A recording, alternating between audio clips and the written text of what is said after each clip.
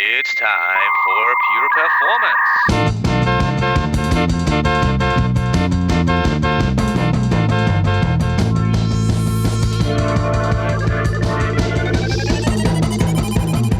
Get your stopwatches ready. It's time for Pure Performance with Andy Grabner and Brian Wilson.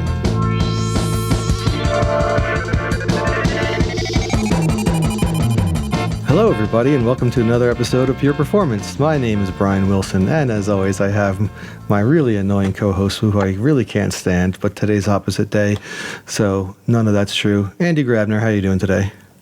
As you can see, I'm smiling and I'm enjoying this. I'm very good. It is summer is back here. We had very strange weather patterns here in Europe, but it feels after a very rainy couple of days, we're back on the heat wave. We got tons of rain, tons of cool weather. We actually have a spring this year, so it's been nice. And today's the last day of school for all my kids. They're all done, so summer officially begins for them. I'm going to take summer off too. Yeah, cool. That means you will have a great upcoming experience of your personal life, whatever you're doing. My personal development. Well, yeah, I'll be developing my kids to be better people. Yeah. And how do you measure this? Do you have actually any way to measure the effect of like the summer break that is coming up and how it will positively impact you? And how can you measure the impact at the end of the summer? Well, I usually count how many times a day I have to yell at them. Okay, that's an interesting metric. Yeah. Yeah. That's a real good one. Yeah. But I don't have any other. I wish there was something, I wish there was something that could help me with these development metrics, but nothing that I'm aware of. Maybe today I'll learn something. Maybe we'll learn something. Maybe we should ask our guests and to finally make sure that people know that this is not just a podcast between Brian and myself. Dušan is our guest today. And before Dušan, I'll let you introduce yourself and give a little background. Dušan and I met at ELC, that's the Engineering Leadership Conference in Prague. That was organized by Marian, who we had on the podcast last time, the previous episode. That's the best way to explain it. And I always call this now my new Prague connection. And I was really happy Dušan, to meet you at the conference. And then a couple of weeks later, also at the meetup, where you were part of a panel where you talked about platform engineering in the wild. Dušan, you are a platform engineer at Ataccama. And you're driving growth and engineering efficiency. And I think you can do a much better job in giving us a little bit more background on where you come from, what you do. So please, Dušan, go ahead and thank you so much for being here. Hello, everybody. First of all, thank you for having me here, Andy and Brian. The world indeed is a small place, like with Marianne, you and me meeting in Prague. So in terms of my background, I started the career as a developer, but that was like 15 years ago. Then I moved on to managerial positions like managing a team, then managing multiple teams, mostly in scale-ups. So that's where my niche is as well, where I focus more, as you said, on developer experience, improving developer efficiency, because I think that could be a great a part of a company brand. And, I love when developers can ship features efficiently as well. So now I'm Senior Director of Platform Engineering at Ataccama, which is a data trust platform company, basically, doing more things about data quality, master data management, and things like this. And I was brought here by my former colleague on a mission to improve developer experience because they had several hurdles. So I can talk more about that experience as I've been in the company for half a year. Yeah, that's awesome. That's exactly what I would love to talk about, because I've been talking about platform engineering for the last 2-3 years now. And the question that I always typically bring up when people invite me to talk to them, I say, do you have any way to measure the impact that you want to have with your platform engineering initiative, right? If you are forming a platform engineering team, what is their mission? What is their goal? How do you, in the end, justify the investment of money and time? And this is kind of like the first question that I have to you. What are good ways to measure the impact? What have you found as being an effective method also to sell kind of that idea of platform engineering to your leadership? Any insights that you can give from your personal experience would be great. This is a second place where I'm doing platform engineering. In the previous startup slash scale up that got bought by a bigger company. By the way, the company was called GEMF, which is on stock market. And when they were doing due diligence, they also said that we ended up in top 5% of like operational excellence, like the engineering was working pretty well. So that was a testament that what I was doing there was really good. But that was back in, I don't know, 2019. Since then, situation, also the macroeconomic situation changed. Everybody wants to do more with less, and everybody is more focused on also like metrics. And as you said, like selling the platform engineering initiatives to the execs, because in the end, it's about like money, right? Like you are pouring something to your platform engineering, and you are expecting something out of it. Otherwise, no one would build platform engineering organizations. So back to my experience here here in Ataccama. I'm a big fan of DX Core 4 metrics. There are multiple frameworks like Dora, which is like an all-timer, or Space, or DevX. But the creators of Space, or multiple people, multiple PhD people created this DX Core 4 framework, which I can very briefly go through and then discuss like how I crafted the survey here and things like those. So the X Core 4, the 4 means there are 4 main metrics. The first one is speed, or it's about speed. And that's diffs per engineer. So basically number of pull requests or merge requests merged during the week. This might sound controversial because one might think, are we starting to measure people on number of commits or so? And they are explicit that no, like this shouldn't be looked at on an individual level, should be rather looked at on a team or departmental or organizational level. Because I was a developer as well. Like when I was when I was efficient, I produced usually more pull requests than when I had to scramble to test on a local development stack, for example. So that's the speed metric. Can I just interject one thought here? And the reason why I always get pushback on these metrics is because some of these can be gamified. And we want to avoid that people gamify this by making smaller and smaller pull requests and smaller changes. And therefore, it seems like they're speeding up.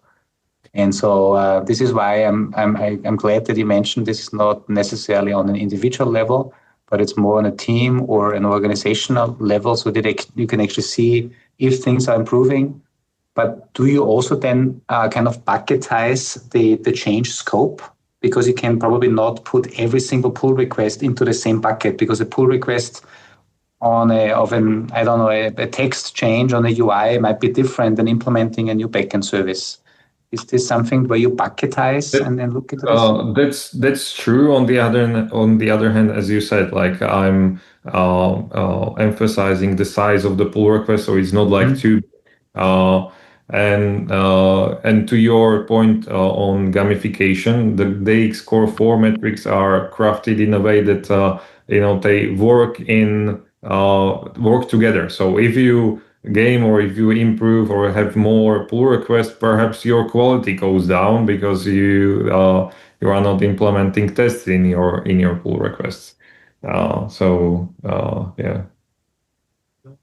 I just wanted to validate and just thanks. So speed is the first metric of the DX Core. There are and the number of pull requests is the primary metric. There are several like secondary metrics like lead time, also from Dora. But what I focused on also in the survey were the primary metrics. So now moving on to the second one, which is effectiveness, which is purely qualitative metric. Like whereas like the speed can be quantitative, if you have GitLab or GitHub, you can probably very easily get the number automatically.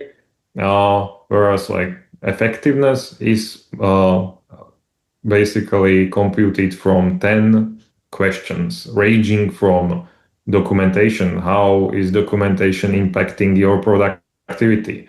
Whether the second question is focus time, whether you have enough focus time. So you see, it's not only like platform related, it's more about like really your productivity, which not always platform teams have an impact on, right? Like if somebody doesn't have enough focus time because there are multiple meetings or so, platform teams usually don't have impact on that. That's why that's one thing I like on the X core, that it could derive improvements in the whole organization, not only from the platform engineering. We can get to that later on. So the third question is about change confidence. For example, whether you are confident in releasing, or how are you satisfied with build or CI processes, about the incident management, all our alerts and things like this. So there are 10 questions, which, by the way, the DX provides you with. Like there is a example survey which I used also to get these questions, and I just like very slightly altered them to have more context for people at Ataccama. So asking these 10 questions, there is a range from 1 to 5, whether you are either dissatisfied or fully satisfied with the area, 5 being the most satisfied. And then you compute something that is either called top 2 box score, or they call it developer experience index. That's basically calculating the sum of all responses 4 and 5, meaning the people that are satisfied compared or divided to all responses. So in a sense, it's kind of an NPS on those 10 questions. And what they provide as well are benchmarks. So they are saying they have a range of, or they have a set of 500 or more companies in the benchmark, and they tell you like on a P percentile of 50, 75, or 95 what the value should be. So our value is around like 54, 55, meaning like 55% of respondents are happy with the areas, whereas the P50 from the benchmark for the tech company and our size of engineering is around 60. So and what they tell you as well is that like 1 point increase in this DX index means 10 hours saved per year per developer. So that's where the magic happens. That's actually the first time when I was able to compute how many hours I'm missing on developer efficiency, and you can just like basically take the average salary you are paying your engineers, and then you can easily turn that into dollars, which usually the execs listen to, right? More than an arbitrary number like developer experience index. So that's what I did. And I calculated, like, I can't tell you like precisely the number, but roughly 15% of engineering time is like wasted, or it's non-productive. And that's just like, if you calculate the number, the dollars number, that's just a number on developer salaries, but you can account also for during that time, during those hours that you could have saved. If your developer experience would be better, you could have built more and more features that could brought you some revenue. So there is also like this opportunity cost like missed. So that's the developer experience index. Fascinating. And I just reiterate, because I think this should be something that everybody needs to remember 1 point increase of that index means 10 hours per year per developer. And you can obviously translate that into the dollar amount of more efficiency, more hours that you actually have. The other thing, though, like the opportunity cost, I think, as you called it, is there any way that you found that you can also can you make this more tangible as well? I think you said obviously increased quality, improved output. Have you found a way to also calculate any impact there on the opportunity cost? That's a bit harder, to be honest. Like when I was talking with Marian, your previous podcast host, about it, because he's all about like cost of delay as well. Like if you don't invest into this now, like what are you missing? But yeah, I haven't found any way so far to really like compute the opportunity cost. If you have any ideas or if you encountered this, it is really curious. Yeah, no, it is really hard. Typically, the numbers that I bring, I mean, you've seen my presentation at the ELC. I think I always bring up the how many engineers, like the engineering in productivity or like the lack of productivity based on the State of DevOps report. It's a very high number. Around 60% of engineering time is not being used for effective value generation.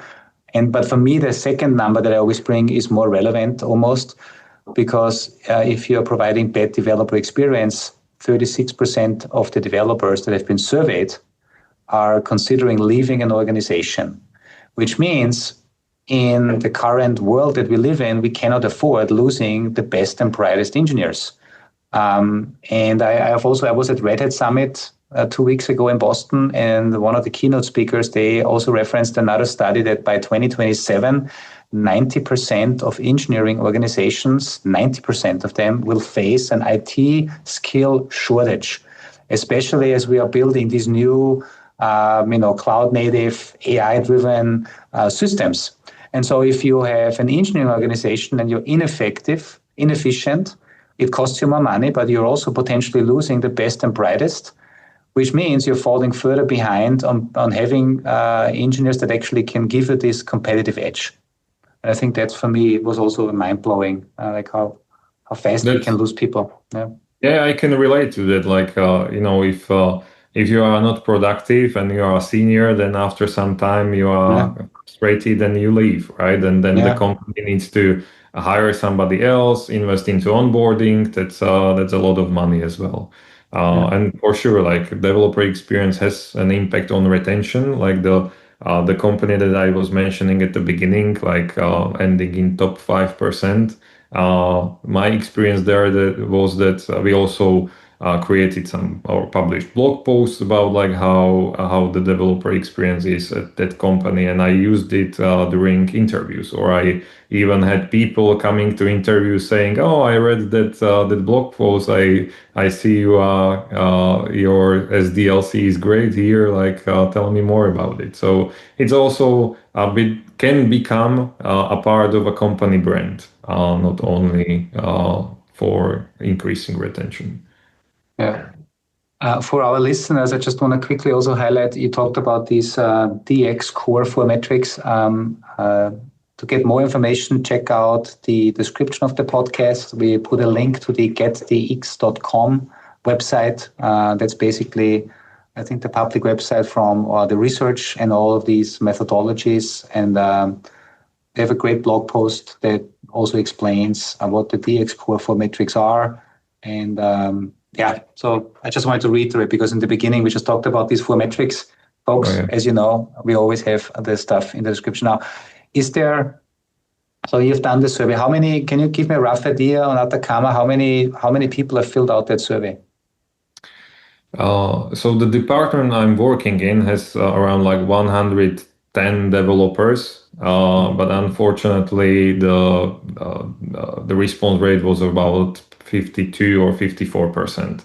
And that's partly because of the previous survey. We already had one survey which was focused more on tools, like how satisfied are you with GitLab, rather than with like capabilities, which is more about the DX core, or asking about change confidence and things like this, which was the new survey. And unfortunately, there weren't like immediate actions out of the previous survey, or at least there wasn't like a clear relation between like what we do, with what we did, and with the survey. And I joined after that, so people were saying like I filled in one survey, nothing happened. Yeah. Like Yeah. this is it's a new guy here, so I will try it, but I definitely need to right now have a clear action plan and communicate it on R&D all hands, which is up to happen. Yeah. I think that's always the thing, right? You need to follow through with action items. Otherwise, at some point, people will say yet another version of the same we've done, and what will come out of it. And it's great that you are obviously now following up and really putting the collected data into action. What else can we learn from you? What else have you? Any I can other finish. bits and pieces? Yeah. Yeah, I can finish off like the last two metrics, Yeah, of course. Yeah. just to have an overview, and then I can talk about like what I did with the results or so. So the second one was the effectiveness, the DX index. Now moving on to third one, which is quality. As I said previously, all these like play together. So sometimes you can increase the throughput, the speed, but quality might go down. And the primary metric from the X score for quality is change failure rate, which is like an all timer as well. Like it's from Dora, so I guess I don't need to spend too much time on it. So it's basically like how many changes cause an incident, or you need to fix them in production. So that, by the way, for us. We ended up under P50 as well, so we need to make more investments into quality. What I didn't mention at the beginning, as I was starting new survey, some of the items I could have calculated from GitLab or so, but I wanted to give people an option to self-report, just to give them like to say that I trust them, like what they report. So all these like metrics were self-reported. Then like if I go in next half a year or so, I will be doing a third round of the survey. I will probably automate some of the things. So that's the third one, the quality. And the fourth one, that's a really interesting one as well. That's impact, meaning how much time you spend on your roadmap or delivering new capabilities. And again, in the survey is like in percentages, like how much time you spend on new capabilities, how much time you spend on keep the lights on, bugs, maintenance, and so on. And there is another bucket as well if there is something else.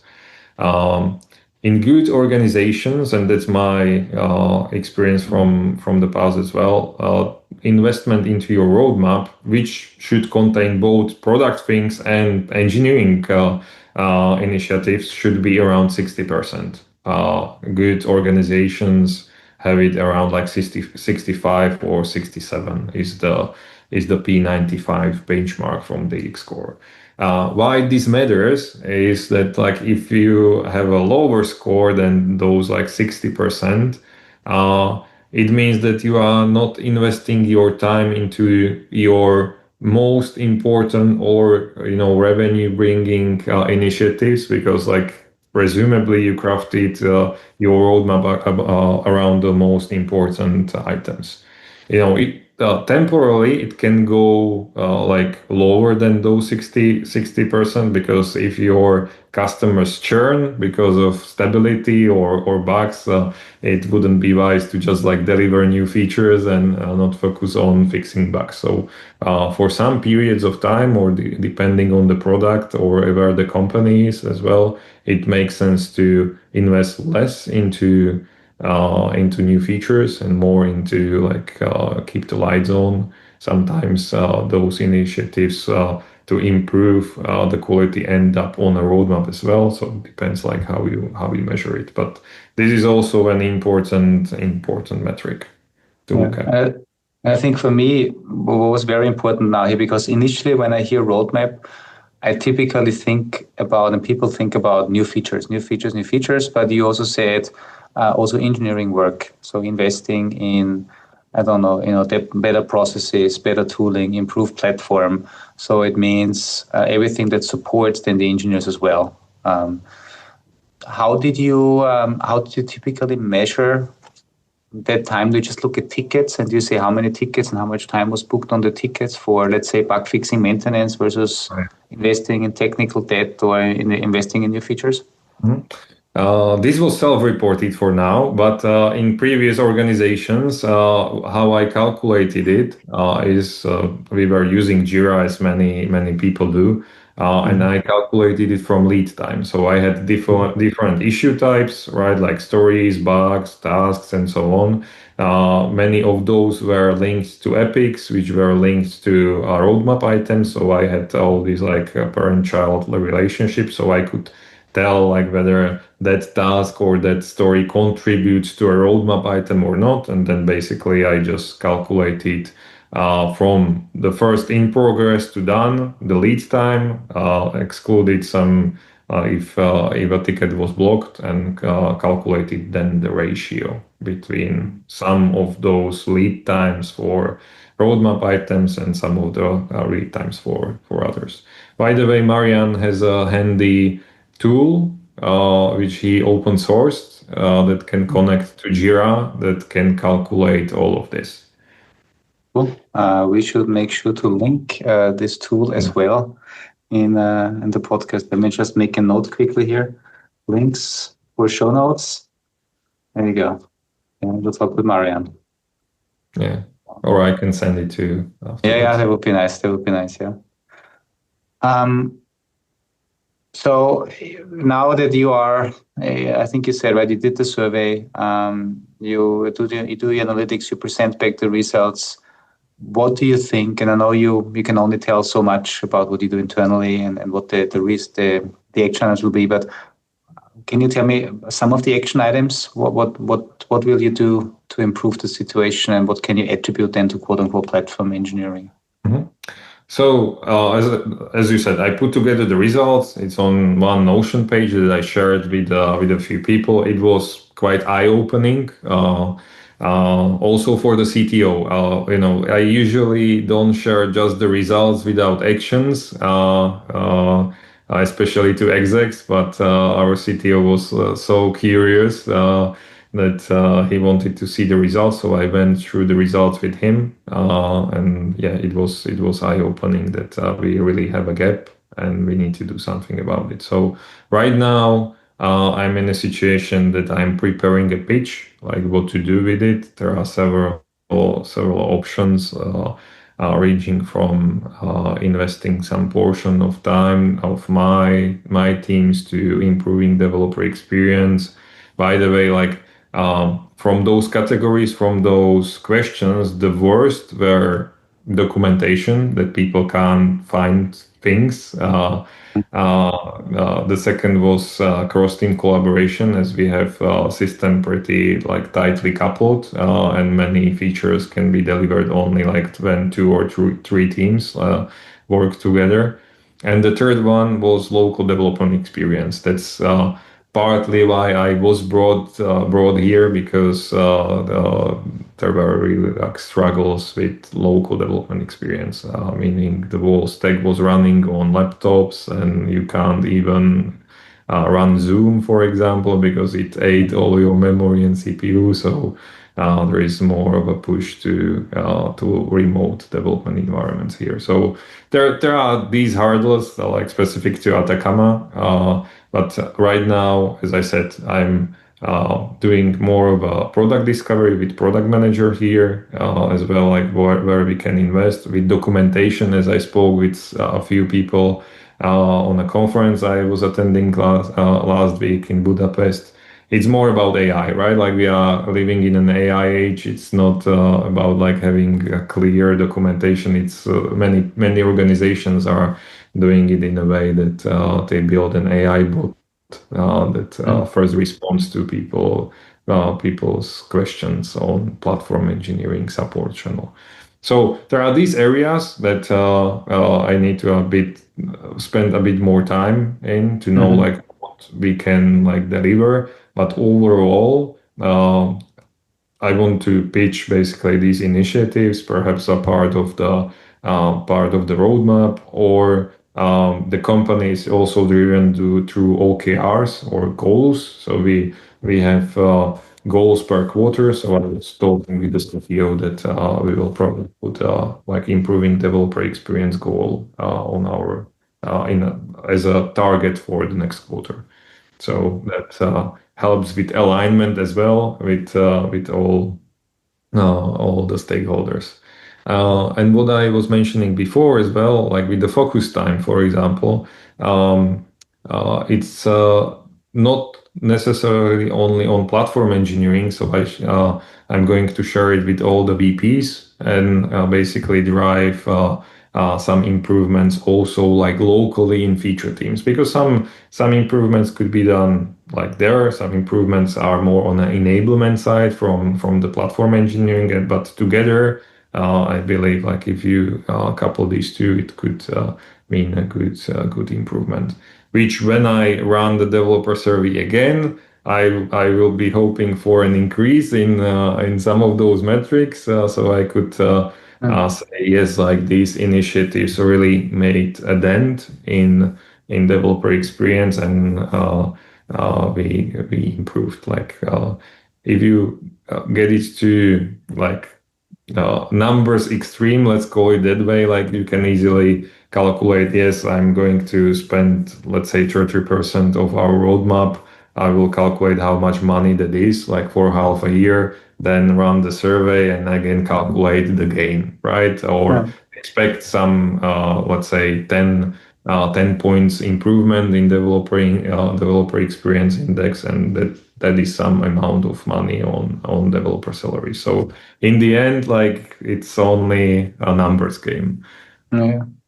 If you look at it through this prism, obviously there are other aspects, as you said before, retention, people happiness, and things like this, which are not always reflected in the numbers. I like metrics, as you can tell, but I like to look at them with context as well. Yeah, I think that's the challenge with a lot of this too. If you look big picture, right, is my team itself is facing similar challenges, but not on a developer level, like where you have anecdotal stories about things that are working, things that are not working, but they're just stories, right? How do you collect data? How do you collect metrics that support this? And then how do you take and present that back, right? Because when you're, say, taking it to the CTO and you keep mentioning investment, right?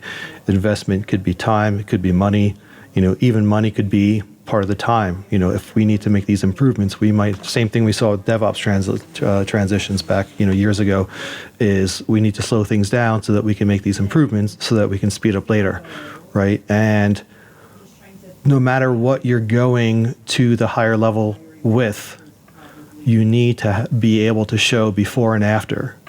You need to have that data to illustrate that if we make these changes, this is what we're targeting to improve, and we'll be able to measure it, because you could do all the surveys that you want, you can collect all the metrics that you want, but unless you have the buy-in from that top level that says, yeah, we see this, we can verify the evidence that you're presenting to us, and we can understand the improvement we'll get out of making these investments, they're not going to go for it, right? I can imagine plenty of companies will be like, yeah, we know there's a problem, but, tough it out, right? Or we don't have the time or money, right? So it's free that, data is key here. And it's cool that, what is it, DX, right? What's the name of this metric set, DX? DX Core 4 are the metrics, but the company is called DX, I believe, yeah. Yeah.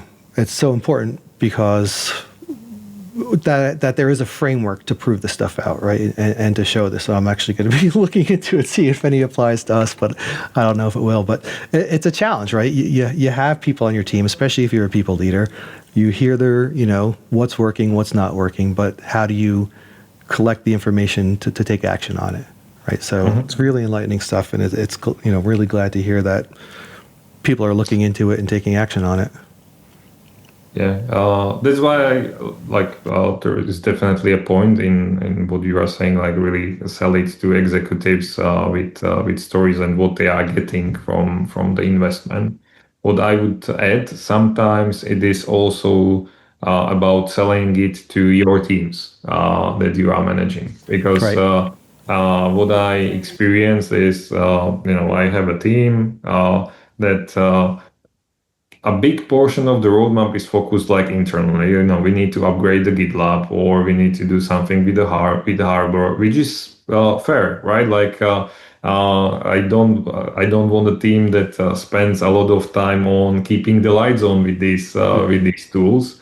But equally, it's also about putting on a roadmap items that help the other 100 developers that are working with that platform. So sometimes it's also about these tough prioritization choices.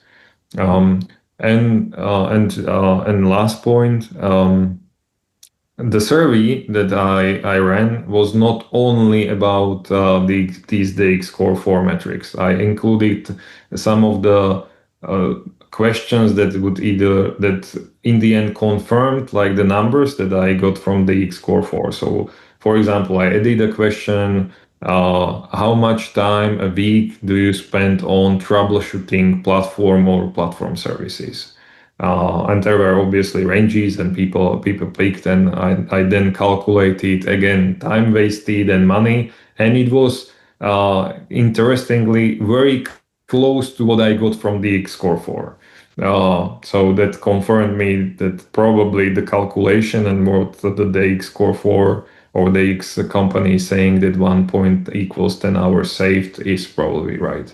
Another question that got me more the stories that you were mentioning was what are the top 3 things platforms should focus on to boost your productivity? So that was another more qualitative or free-form question that I asked. And out of those, there are 2 main things. One was about our local development experience. Another was about our SDKs or libraries that people are using. So, but that's specific to Ataccama. But there were already some big topics that I need to focus on in platform engineering that people were mentioning, for example, in that productivity question. I would like to recap something quickly, because when you mentioned it earlier that your folks have given you feedback on the hardware that they get is not sufficient to actually be productive, and whether you are giving them better hardware or whether you are offloading the bulk of the work to a centralized remote development environment. There's different ways to solve the problem, but these are very, I would say, common things that are here, and very quote unquote simple things to solve. But the thing is, you need to know about it. And if you don't know about it, if you don't have, like Brian used it earlier, if you don't have the statistical evidence, if you only have anecdotal evidence, it's hard to take measure on it, and especially then prove that you actually improved it. So that was one thing. And the second thing, I believe this is also one of the reasons why Backstage and Spotify have had so much success. You talked about documentation, right? Finding where do I start? How do I do things in my company, right? And I think especially as you're growing, there are so many different places where you find some information, but all of a sudden, if there's no central place, then you have some information here, some might be outdated. So you're losing a lot of time to find the right information. And correct me if I'm wrong, but I believe that one of the reasons why Backstage was created was actually to solve this problem, because getting a consistent overview of all of the repositories that are out there, then also providing documentation, easy access, and then also these self-service templating-based guides, right? The golden paths. And it's just phenomenal. And the thing is, right? You mentioned earlier that there were a lot of aha moments when you analyze the results, but every organization faces the same challenges, right? You're not better or worse than others. you're just like everybody's is challenged with the same things? Yeah. It's very similar also like to my previous experience and that at that previous company. It was also about like, developers using one development environment, which became a choke point. So then you need to like invest into development environments per team or per developer so they can be efficient or work on SDLC on the pipeline so they are safe and you can move on to continuous delivery or even continuous deployment to production and things like those. Like I agree, these patterns are very, very same, or the struggles are very same. Just like if I compare my previous experience to this, I have to say like we now live in a different era, right? It's I don't want to sound like a broken record or jumping on the bandwagon, but really AI is changing things.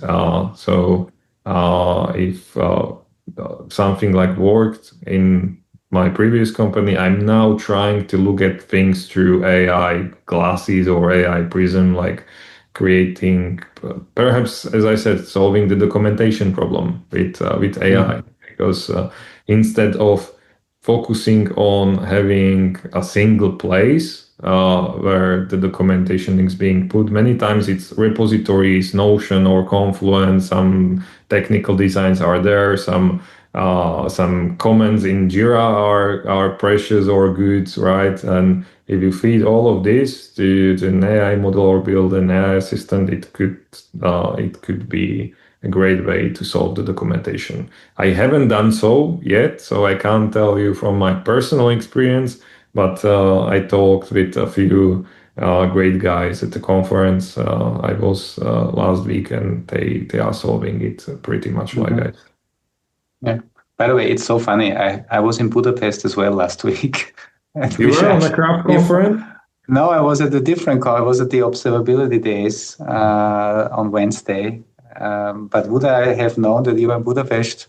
We should have met up for a drink. That would have been nice. Yeah, I was there on Thursday and Friday. I met one guy, Patrick Debois, who is a father. He was there. Yeah. DevOps. Yeah, that was like I stumbled upon him just by accident, just sitting next to him on a couch when I was having lunch, and just we got to a conversation. He's now focusing on adopting AI or helping companies with AI. Another great guy was a group PM for DevX and Gen AI in Booking.com, who said like these things. Who I asked about the documentation, and he said he gave me tips about two tools, and they have an AI assistant that is first to respond on a request in Slack channel from people.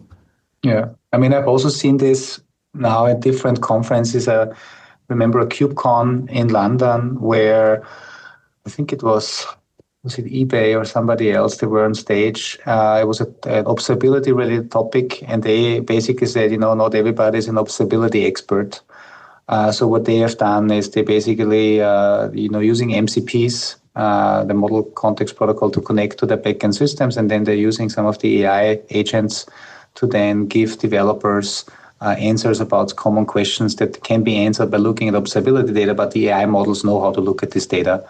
And this is also, Brian, stuff that we have put into our solutions. And also, I agree with you. The